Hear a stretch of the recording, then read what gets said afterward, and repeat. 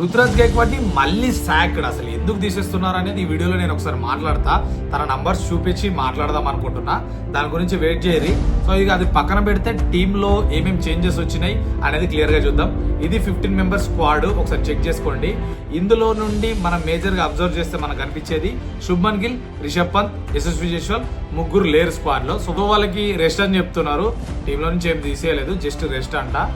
టీంలోకి వచ్చిన వాళ్ళని చూసుకుంటే గ్రేట్ న్యూస్, మనకి షమి కంబ్యాక్ చేయబోతుండు, అదైతే ఆసమ్.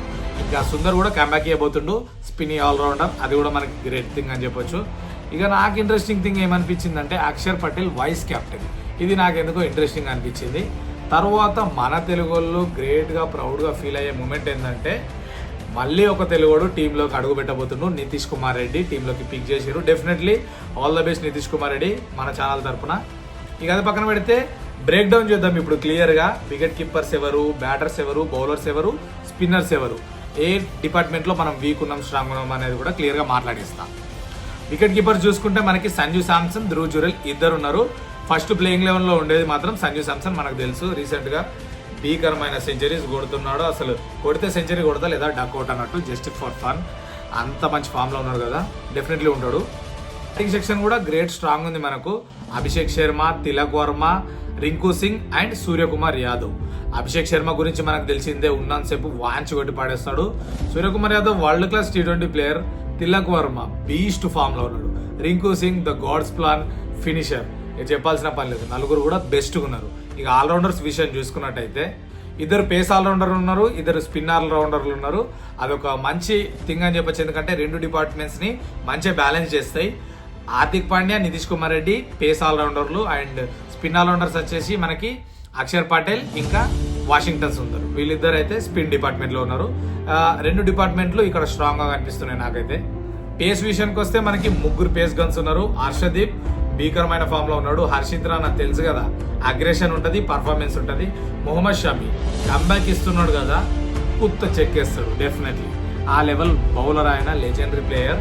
స్పిన్నర్స్ చూసుకుంటే ద మిస్టరీ స్పిన్నర్ వరుణ్ చక్రవర్తి ఉన్నాడు, and next Ravi Bishnoi the young gun, మీకు తెలిసిందే. ఇది total team break down.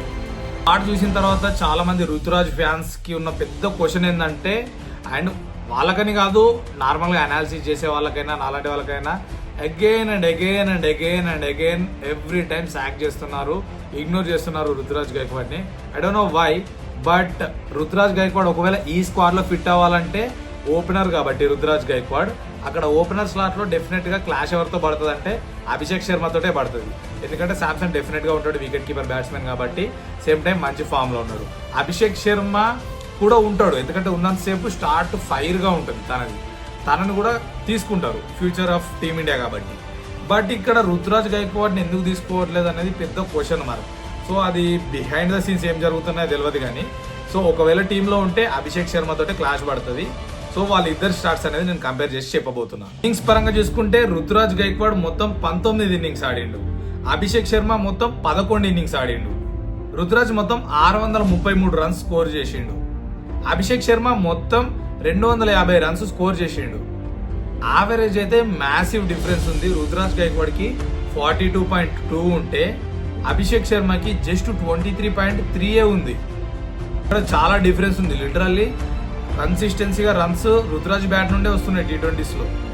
Strike rate పరంగా చూసుకుంటే రుతురాజ్ దగ్గర 140+ స్ట్రైక్ రేట్ ఉంటే అభిషేక్ శర్మ దగ్గర 170+ స్ట్రైక్ రేట్ ఉంది. స్ట్రైక్ రేట్ పరంగా అభిషేక్ శర్మ కొంచెం అప్పర్ హ్యాండ్ ఉంది.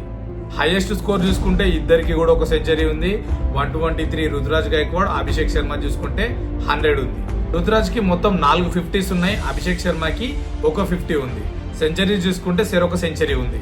ఓవరాల్ గా ఈ స్టాట్స్ ని బేస్ చేస్తే ఎక్స్పీరియన్స్ పరంగా, స్టాట్స్ పరంగా చూస్తే compare to Abhishek Sharma, Ruturaj Gaikwad bit upper hand ఉంది యావరేజ్ పరంగా. ఎందుకంటే యావరేజ్ ఏం డిఫైన్ చేస్తుంది అంటే లిటరల్లీ ఒక బ్యాటర్ ప్రతి మ్యాచ్ లో ఎంత కొట్టగలడు అనేది డిఫైన్ చేస్తుంది.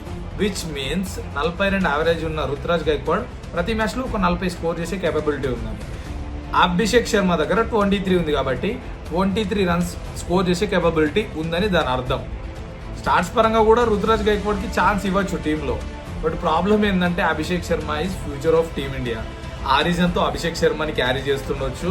రుతురాజ్ ని కూడా ఛాన్సెస్ ఇవ్వకుండా ఎందుకుంటున్నారు అనేది ఇది పెద్ద క్వశ్చన్ మార్క్. బట్ ఈ క్లాషెస్ అనేటివి ఓపెనర్ స్లాట్లో ఉన్నాయి కాబట్టి రీజన్ ఏమైనా కావచ్చు, బిహైండ్ ద సీన్స్ ఏమైనా సాకింగ్ జరగవచ్చు. లైక్ ఎనీ హౌ స్టార్స్ పరంగా అయితే తను ఆల్వేస్ బెటర్గానే ఉన్నాడు. ఛాన్సెస్ ఇస్తారా ఇవరా పక్కన పెడితే అట్లీస్ట్ స్క్వాడ్లో ఉంటే బెస్ట్ అనేది నా ఒపీనియన్. అండ్ పర్సనల్గా ఒక క్రికెట్ ఫ్యాన్గా మీ ఒపీనియన్ ఏంటి రుతురాజ్ పైన అనేది కూడా let me know in the comment section. ఫైనల్గా చెప్పేది ఏంటంటే టీమ్ ఫుల్ బ్యాలెన్స్డ్ ఉంది. Spin department, allrounder department, batting, wicket keeping section, spin department, everything is looking good. England series గెలవాలి, బెస్ట్గా పర్ఫామ్ చేయాలనుకుందాం. ఈ వీడియో నచ్చితే వీడియో నచ్చిందని కామెంట్ చేయండి. అండ్ నా అనాలిసిస్ ఎట్లుందనేది కూడా let me know, so that ఇంకా బెస్ట్ వీడియోస్ ఇస్తా. వీడియో నచ్చితే డెఫినెట్గా సబ్స్క్రైబ్ చేసుకొని do support Telugu cricket buzz Telugu.